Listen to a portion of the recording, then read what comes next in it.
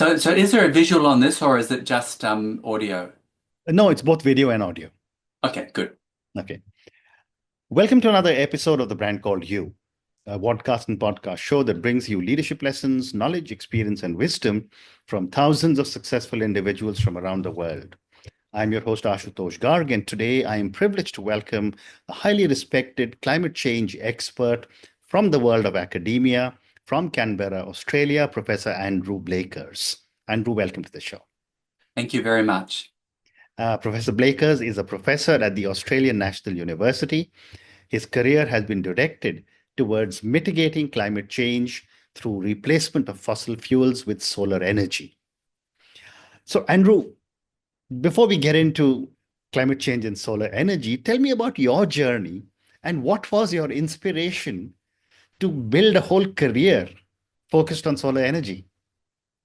Well, I was going to be an astronomer, Okay. so I did physics and maths at university. And by the time I had finished my undergraduate degree, Mm. I had become very interested in walking and activities in nature. And it was completely obvious to me in the 1970s that climate change would be a big problem. The calculation is very simple to show that that's going to be the case. Mm. So I decided to do my PhD in solar energy. And so I went off to the University of New South Wales and worked for about 30 years in various aspects of solar energy. Then over the last decade, I've moved more and more across to 100% renewable energy futures. So how do you deal with very high levels of solar and wind? Storage and transmission are needed to support them, and what would it cost to completely get rid of fossil fuels? Amazing, amazing. And since you started focusing on solar energy, and I remember in those days it was so expensive, and today it's absolutely uh, affordable by everybody. I'd love to get your perspective, Andrew, on how has the solar energy landscape changed um, over the years? Well, it's been exponential growth, and that basically means that it doubles every 3 to 5 years. Hmm. And that means that whenever you come into the industry, you're always coming in at the ground floor because 10 years later, the industry has grown 10 times larger. And that's been true for many decades. So the industry today is about 10 times larger than it was in 2015 and 100 times larger than it was in 2005 and so forth. Mm. And in 2035, it's going to be 10 times larger again. Wow. Solar energy is the future of energy. Amazing. And what makes solar photovoltaics the most scalable and cost-effective renewable energy source today? There's never been anything like solar in the whole history of energy. Mm. What you have here is an unlimited resource from the sun. Mhm. Land is not a problem except in some countries like Singapore or maybe Bangladesh, but most countries have vastly more land than they actually need. Um, it has almost zero environmental and social issues. Everyone has it. You don't have to import solar energy from your neighbors. You can make it yourself. So you don't have to worry about a war in the Middle East or some invasion here or some pandemic there. You have energy forever at the lowest cost in history in unlimited quantities using raw materials that are inexhaustible. And Mm. silicon, which is what's used to make solar cells, Mm. is the second most abundant element on Earth. Mm. Amazing, amazing. And how has the cost of the solar voltaics evolved over the years? And what does this mean for global adoption? Well, every time the cumulative production around the world of solar has doubled, the price has come down by 20%. Wow. And this has happened year after year after year. Mm. So I can confidently predict Mm. that the price will continue to fall. There's no sign of this trend stopping. Mm. And it's already the cheapest energy in history and is going to halve again in price over the next 5 to 10 years. Mm. Mm. And do you think, given all the technological advances, we will reach a stage where solar or power driven from solar energy will be near zero cost? I don't think so. The solar panels themselves are already so cheap that they're only about 10 or 15% of the whole cost of a solar energy Mm. farm. Mm. So still have to pay for land and fencing and support structures and transport and cables and all the rest. But the panels themselves are a remarkably small fraction of the total. Mm. But that said, people keep building solar farms and they learn how to do it ever better and ever faster. And as the panel efficiency goes up, you need less land. So things Mm. continue to get better. Well said. Well said. You spoke a few minutes back about almost all countries have enough land, more land than they need for their population. But yet in densely populated cities, whether you look at India or look at any of the other major countries with large populations, uh, there's always a trade-off between where will the solar farm be and what is the distance you have to carry that energy. And therefore, a lot of people are turning towards rooftop solar. I'd love to get your perspective on how will this rooftop solar play? Well, I think wind farms, solar farms, and rooftop solar are the three pillars of current and future energy. Hmm. We need all three. Mm. So in my own country, one in every three houses has solar on the roof. Mm. And by over the next decade, basically every sunny roof for houses and commercial buildings and industrial buildings will have solar covering it. And so rooftop solar is a very important part of the equation. Mm. Amazing, amazing. Can you also explain the concept of pumped hydro energy storage and why it is essential for stability of a grid?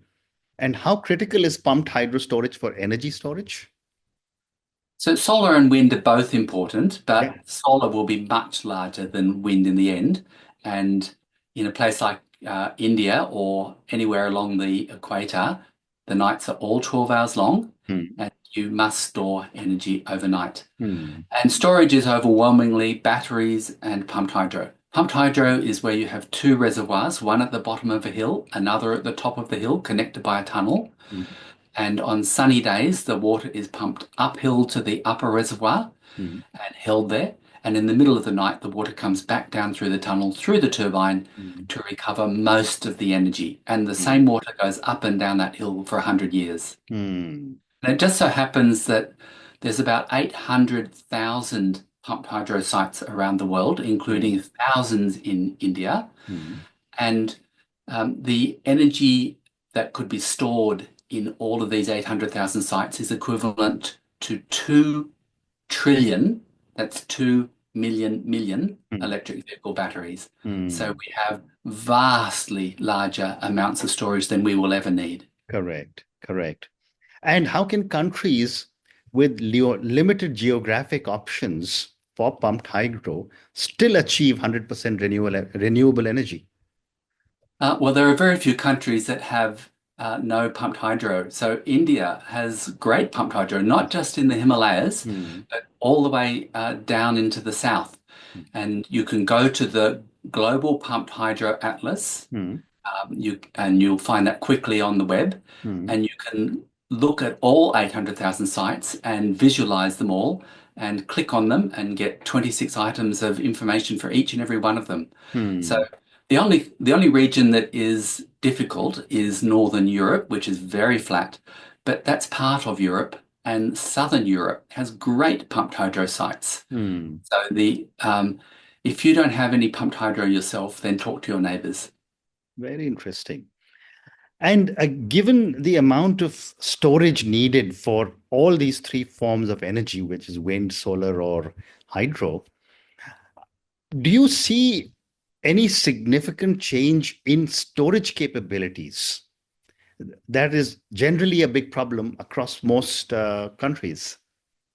Uh, no, there'll be far more storage built over the next decade or two than we currently have. Mhm. At the moment, most grids are dominated by gas and coal, and we don't need much storage. Mhm. But this is not going to remain true. Hmm. So in the leading countries, China and Australia, leading per capita, I should say, Hmm. large amounts of new pumped hydro and batteries are being deployed. Hmm. China last year deployed something like 250 or 300 gigawatts of new solar and wind, Hmm. and is building many tens of gigawatts of new pumped hydro. India is about 5 years, I think, behind China Hmm. and will follow the same path. Hmm. Vast investment in new transmission, new solar, new wind, new batteries, Hmm. and new pumped hydro. Hmm. And it's all off the shelf technology, nothing to invent, just go and build it.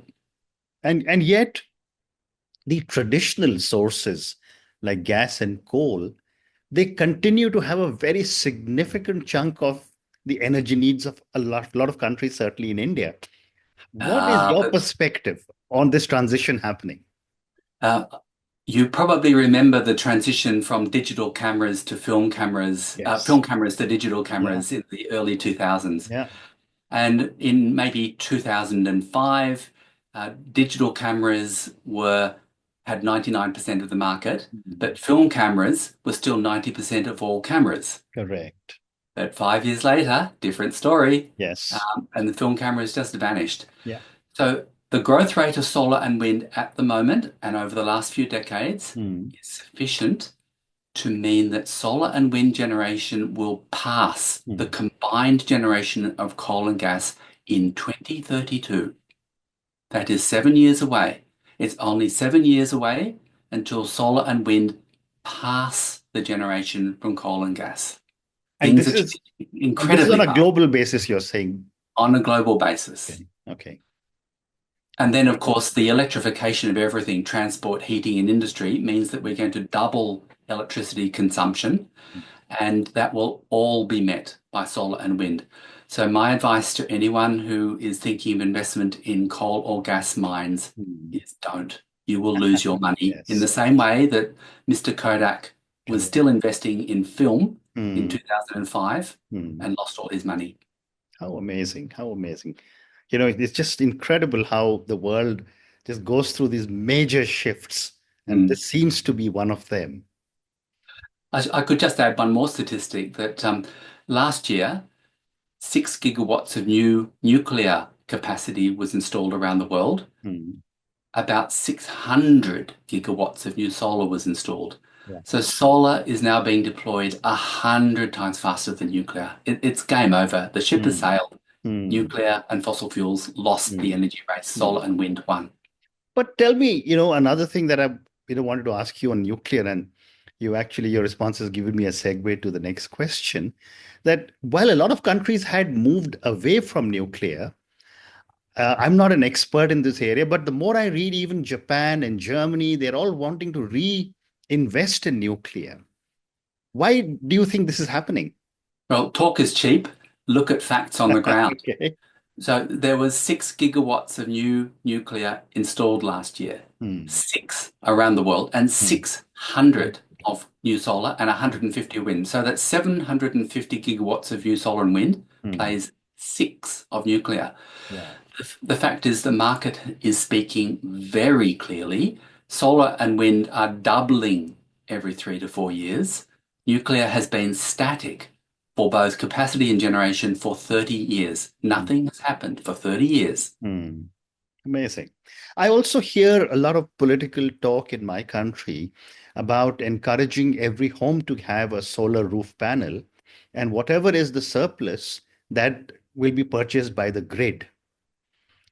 I wanted to get your perspective on what are the advancements being made to integrate solar energy into existing grids, and whether this is feasible to get millions of homes to be able to give a share of their power to the grid. Well, Australia is a very small country Yeah. with a population equivalent to the Greater Delhi region, Yeah. and we have 4 million solar rooftops in Australia. Okay. So there's nothing to invent. And if any engineer says, oh, it can't be done, Hmm. put them on a plane, send them to Australia, and we will show them how it can be done. Hmm.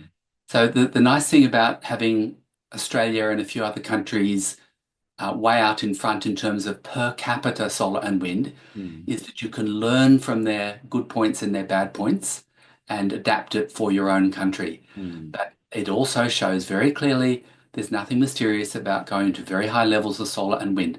So mm, we have one state in South Australia, mm.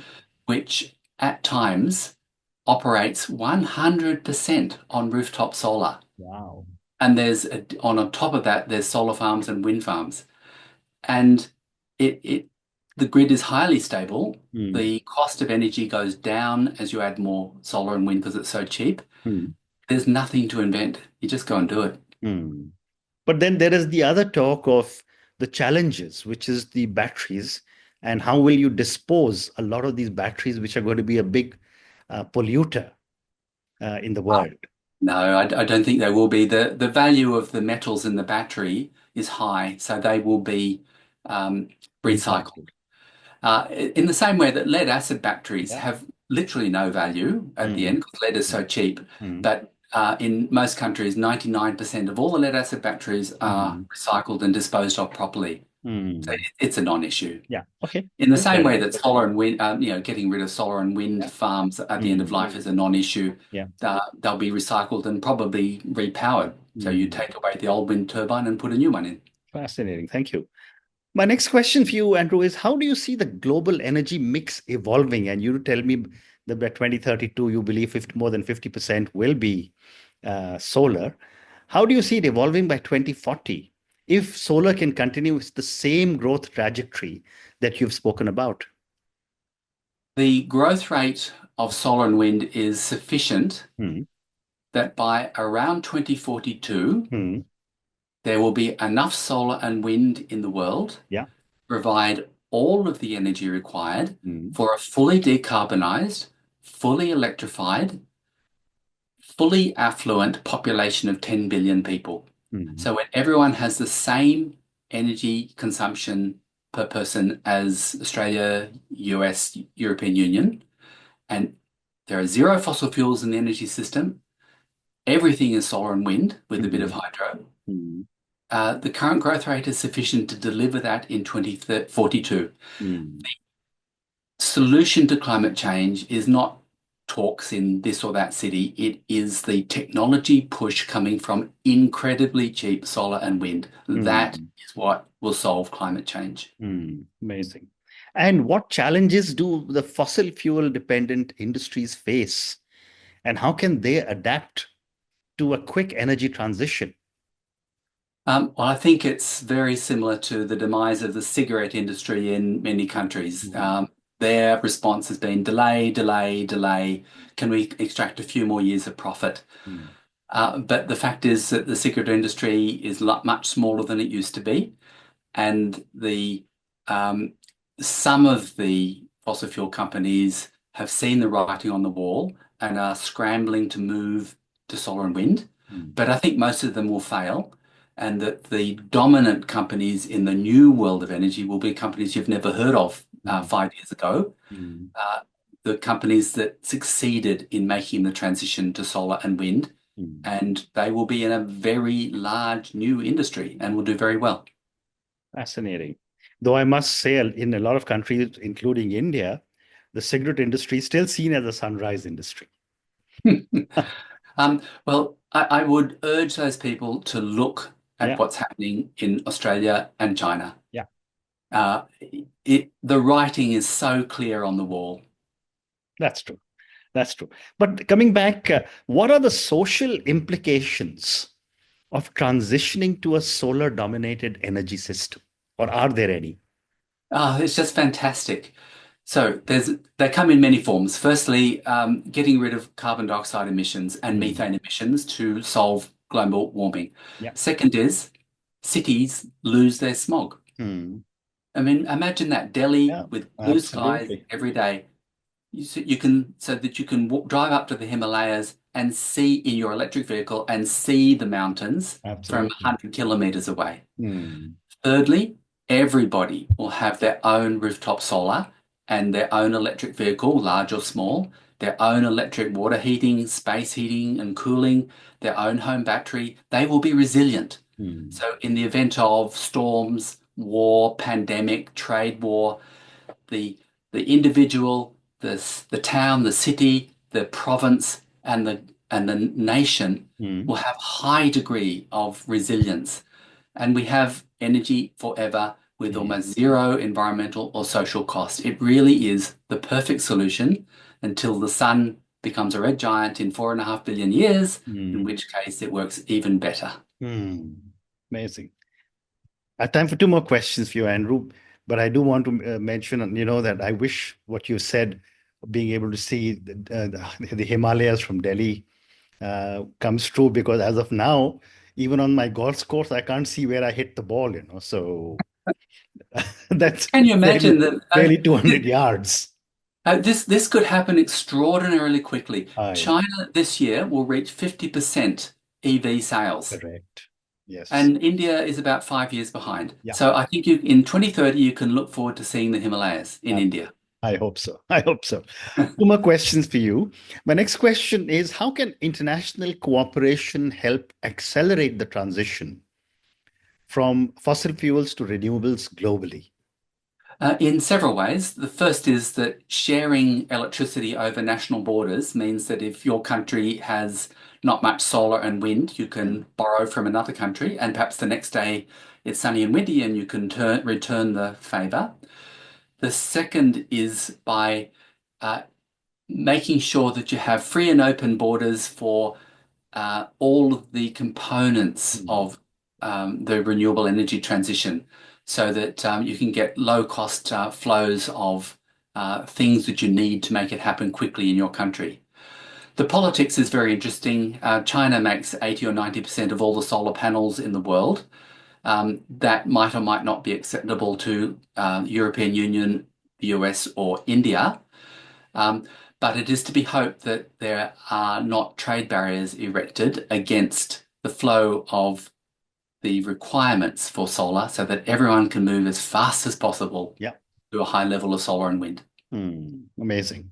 And my last question for you, Andrew, given the amount of work that you have done in the area of solar, given the amount of experience that you have, what is your message to skeptics of the solar revolution and its potential to mitigate climate change? My message to skeptics is come and look at Australia. Mm. We are generating more solar power than any other country per person. Hmm. Or go and look at China, where amazing things are happening Yeah. at a speed which is mind-boggling Mm. for those who last looked even 2 years ago. Mm. Is there are some countries that are showing very clearly that it is a very straightforward thing to go to high levels of solar and wind. Mm. Amazing. And on that note, I just want to say thank you so much for speaking to me about your journey. I think this was a great 101 on solar energy. I learned many things from you today. You spoke about the solar energy landscape. You spoke about the cost effectiveness of renewable energy. You also talked about the solar photovoltaics and how the prices are coming down and how the consumption of solar seems to be growing exponentially. We spoke about the land use for solar farms and rooftop solar farms, and how the solar on rooftops can actually be used to support the grid in most countries, as you've done in Australia. We spoke about pumped hydro, which I didn't know what it meant till I spoke to you. And we also spoke about the global energy mix. And finally, your message to the skeptics of go and see Australia, go and see what China has achieved in the area of solar energy. Thank you again for speaking to me, and good luck to you. Thank you very much. Thank you for listening to the Brand Called You videocast and podcast, a platform that brings you knowledge, experience, and wisdom of hundreds of successful individuals from around the world. Do visit our website www.tbcy.in to watch and listen to the stories of many more individuals. You can also follow us on YouTube, Facebook, Instagram, and Twitter. Just search for the Brand Called You.